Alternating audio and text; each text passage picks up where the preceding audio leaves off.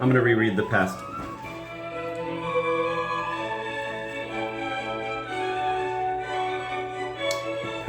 three pages because they seem so Dostoevsky-centric. And I love Dostoevsky.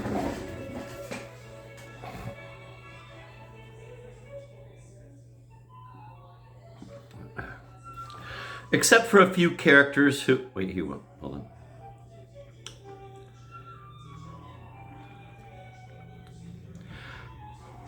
You know what? I'm just going to move on. Fuck it.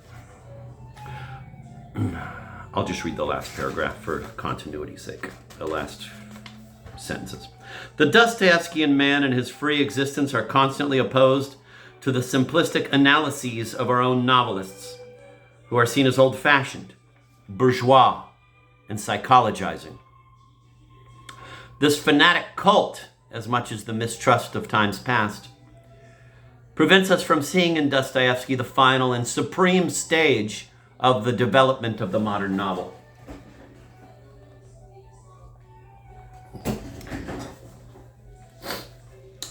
The relative esotericism of Dostoevsky makes him neither superior nor inferior to our own novelists. It is not the writer, but the reader who creates the obscurity here. Our hesitations would not surprise Dostoevsky, convinced as he was that Russian forms of experience were in advance of those in the West. Russia has passed, without any transitional period, from traditional and feudal structures to the most modern society. She has not known any bourgeois interregnum. Stendhal and Proust are the novelists of this interregnum. They occupy the upper regions of internal mediation, while Dostoevsky occupies its lowest.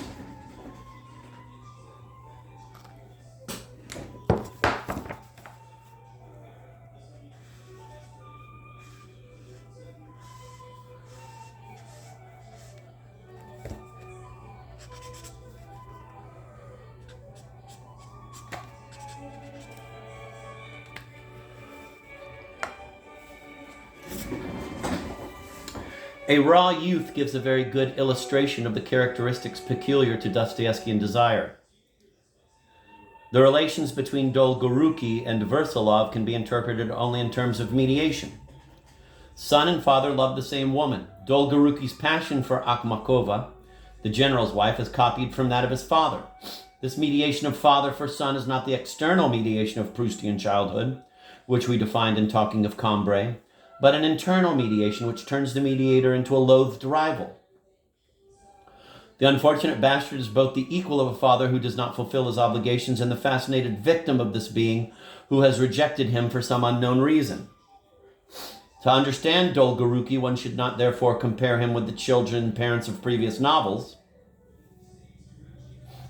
but rather with the Proustian snob obsessed by the person who refuses to accept him.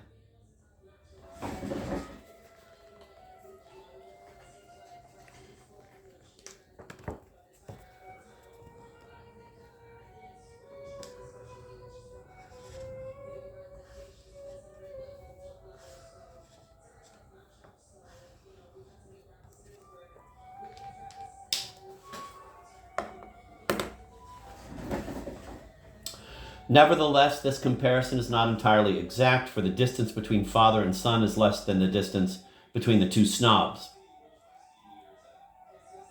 Dolgoruki's ordeal, therefore, is even more painful than that of the Proustian snob or lover. The closer the mediator comes, the greater his role becomes, and the smaller that of the object. Dostoevsky, by a stroke of genius, places the mediator in the foreground and relegates the object to the background. At last, novelistic composition reflects the real hierarchy of desire. Had Stendhal or Proust written a Raw Youth, everything would be centered on the principal hero, or on Akhmakova, the general's wife. Dostoevsky puts the mediator, Versolov, at the center of his novel. But from our point of view, A Raw Youth is not the most daring of Dostoevsky's works. It is a compromise between several solutions. The transfer of the novelistic center of gravity is best and most spectacular illustrated by the eternal husband. Velcheninov, a rich bachelor, is a middle-aged Don Juan who is beginning to give in to weariness and boredom. For several days, he has been obsessed by the fleeting apparitions of a man at once mysterious and familiar, disturbing and odd. The character's identity is soon revealed. It seems he is a certain Pavel Pavlovich Chusotsky, whose wife, a former mistress of Velcheninov's, has just died.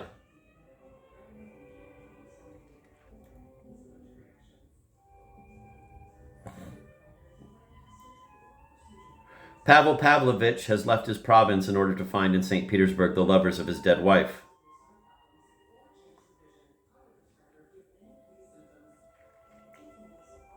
One of the lovers also dies, and Pavel Pavlovich, in deep mourning, follows the funeral procession. There remains Velcheninov, on whom he heaps the most grotesque attentions and whom he wears out by his constant presence. The deceived husband makes very strange statements concerning the past. He pays his rival a visit in the middle of the night, drinks to his health, kisses him on the lips, and very cleverly tortures him using an unfortunate little girl whose father remains unknown.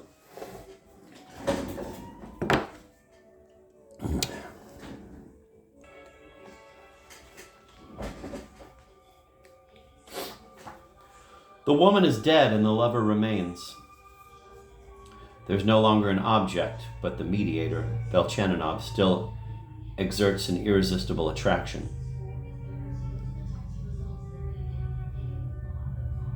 Wow.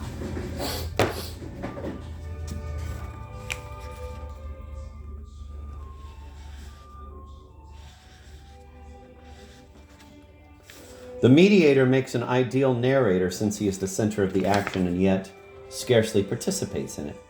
He describes events all the more carefully since he does not always succeed in interpreting them and is afraid of neglecting some important detail. Wow. Fucking shit, this is good.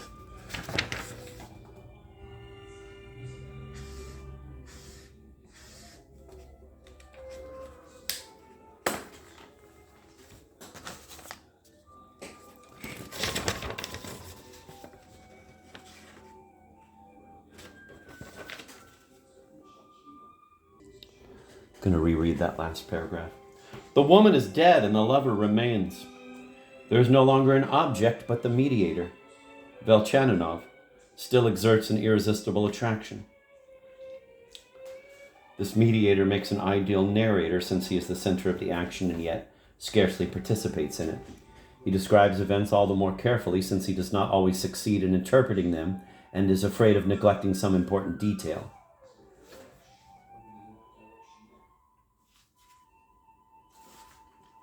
Wow.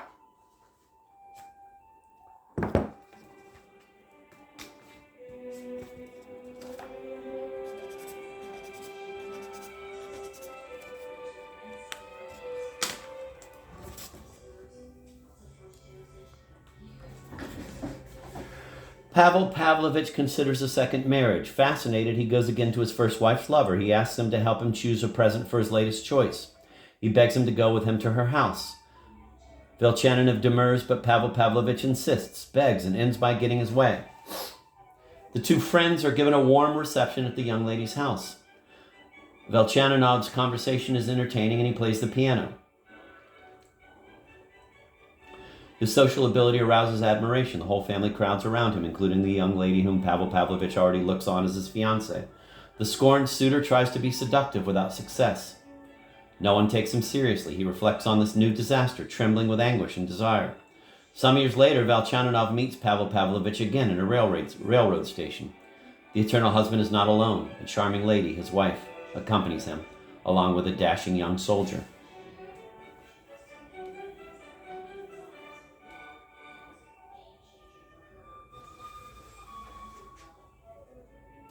The eternal husband reveals the essence of internal mediation in the simplest and purest form possible. No digression distracts or misleads the reader. The text seems enigmatic only because it is too clear. It throws on the novelistic triangle a light so brilliant it dazzles us.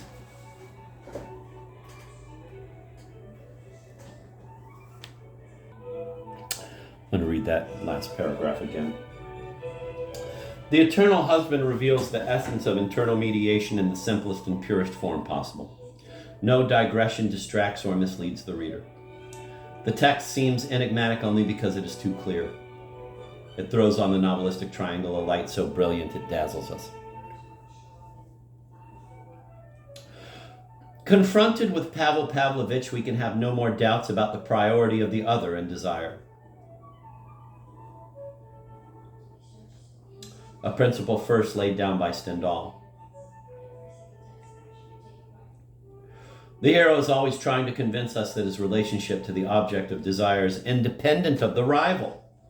Here we clearly see that the hero is deceiving us. The mediator is immobile, and the hero turns around him like a planet around the sun.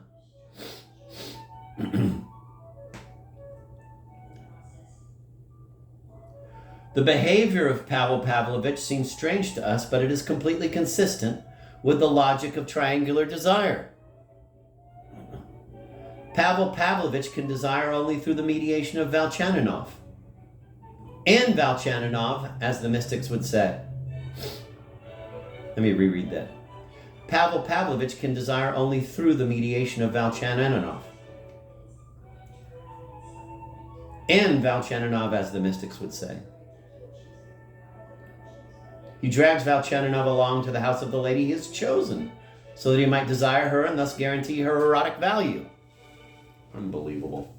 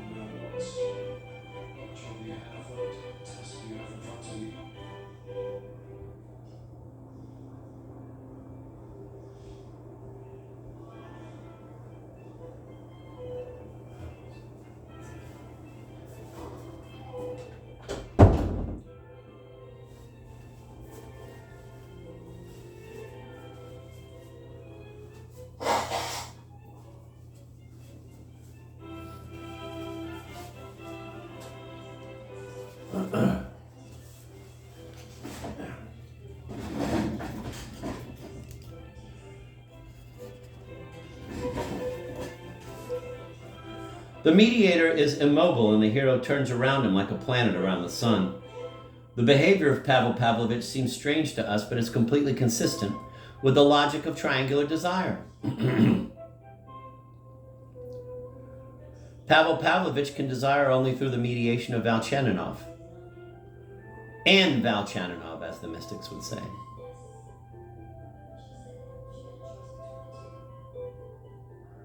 He drags Valchaninov along to the house of the lady he has chosen, so that he might desire her and thus guarantee her erotic value. Hilarious.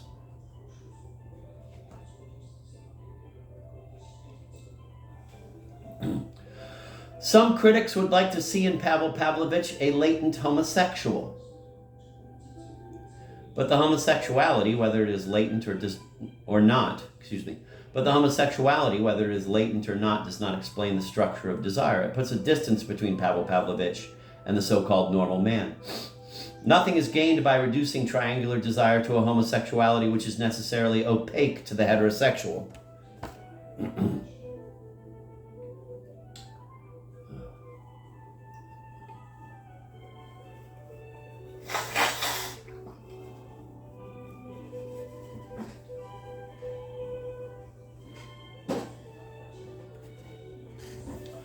Some critics would like to see in Pavel Pavlovich a latent homosexual, but the homosexuality, whether it is latent or not,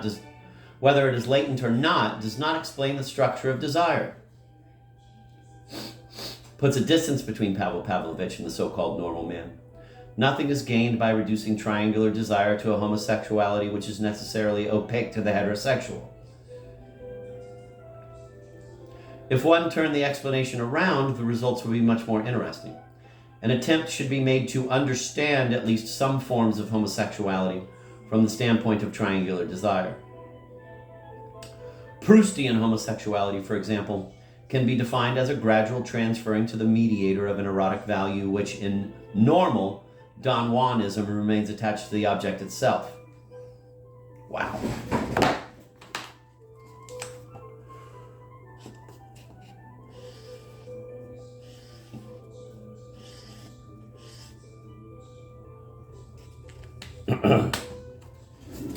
This gradual transfer is not a priori impossible. It is even likely in the acute stages of internal mediation, characterized by a noticeably increased preponderance of the mediator and a gradual obliteration of the object.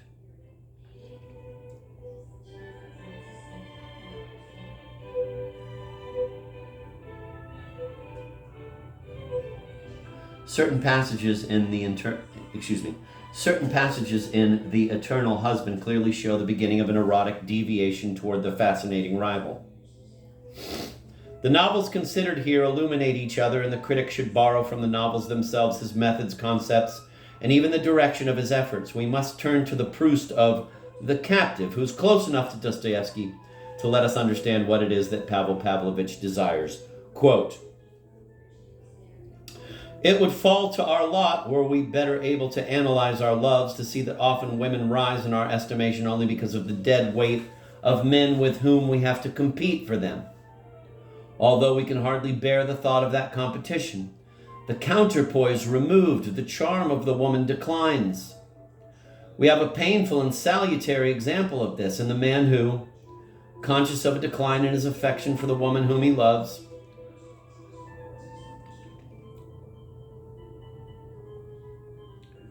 spontaneously applies the rules that he has deduced and, to make sure of his not ceasing to love the woman, places her in a dangerous environment from which he is obliged to protect her daily."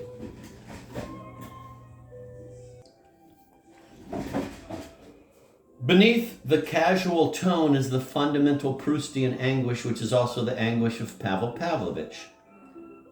Dostoevsky's hero, too, applies spontaneously, if not serenely, rules which he has not really analyzed, but which only control his miserable existence all the more.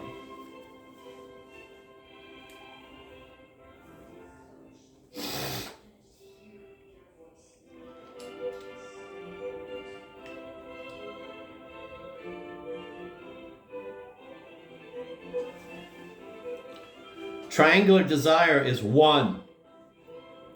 We can start with Don Quixote and end with Pavel Pavlovich, or we can begin with Tristan and Isolde, as Denis de Rougemont does in Love in the Western World, and quickly reach that psychology of jealousy, which pervades our analyses. When he defines this psychology as a profanation of the myth, embodied in the poem of Tristan de Rougemont, explicitly acknowledges the bond uniting the most noble forms of passion with morbid jealousy. When he defines this psychology as a profanation of the myth, embodied in the poem of Tristan, de Rougemont explicitly acknowledges the bond uniting the most noble forms of passion with morbid jealousy, such as Proust or Dostoevsky described for us. Quote, "Jealousy, desired, provoked, and cunningly encouraged," end of quote. De Rougemont correctly observes, quote, "One reaches the point of wanting the beloved to be unfaithful so that one can court her again," end of quote.